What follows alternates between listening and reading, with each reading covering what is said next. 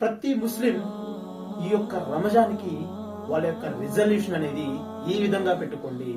మనం మన జీవితంలో ఏ పని చేయాలన్నా, ఒక బిజినెస్ చేయాలన్నా కానీ, లేకపోతే మన జీవితంలో చదువుకొని బాగా ఎగ్జామ్స్ రాయాలన్నా కానీ మనం ఏం చేస్తారంటే ఒక రిజల్యూషన్ అయితే పెట్టుకుంటాం. ఓకే, నేను ఈ విధంగా ఫాలో అవుతాను, దాన్ని బట్టి నాకు ఒక మంచి ప్రతిఫలం వస్తుందని మనమైతే ఒక టార్గెట్ ని పెట్టుకుంటాం. కాబట్టి అదే విధంగా మనం ఈ రంజాన్ కోసం కూడా మనమైతే ఒక టార్గెట్ ని పెట్టుకోవాలి. ఇప్పటి నుంచే మనం ఒక టార్గెట్ ని పెట్టుకోవాలి.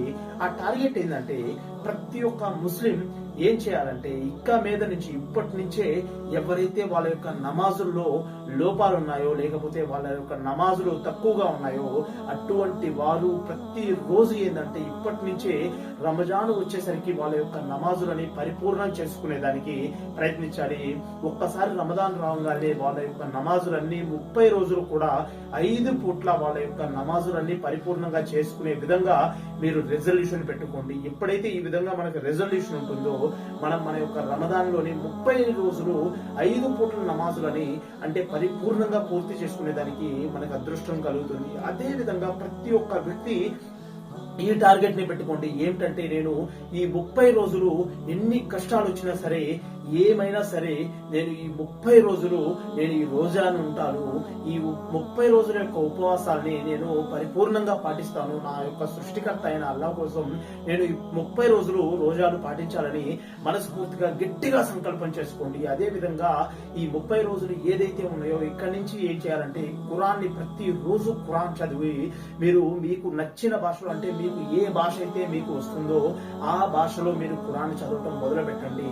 అల్లా సుబ్హానహు తఆలా సూరా ఇబ్రహీం లో ఈ విధంగా చెప్తున్నారు, మేము ప్రతి ఒక్క ప్రవక్త దగ్గరికి వాళ్ళ యొక్క భాషలోనే మేము ఖురాన్ పంపించామని. కాబట్టి మీరు ప్రతి ఒక్కరు కూడా మీరు ఏం చేయాలంటే మీకు ఏ భాష అయితే వచ్చో ఆ భాషలో మీరు ఖురాన్ ని కంప్లీట్ గా ఈ రమదాన్ మొత్తం కూడా కంప్లీట్ చేసే భాగ్యాన్ని విధంగా అనుకోండి.